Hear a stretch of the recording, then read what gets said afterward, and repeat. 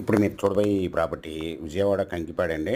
ఈ టోల్ గేట్‌కి అవతల పొద్దుటూరుకి వెళ్ళే మెయిన్ రోడ్ ఫేస్ ఉంటుందండి. Bus road face. ఇది బంద రోడ్ నుండి 50 మీటర్ల దూరంలో ఉంటుందండి. ఇది నార్త్ ఫేస్‌లో ఉంటుందండి. ఇది bus road face, tar road face. ఇది సెమీ కమర్షియల్‌గా ఉపయోగపడుతుందండి.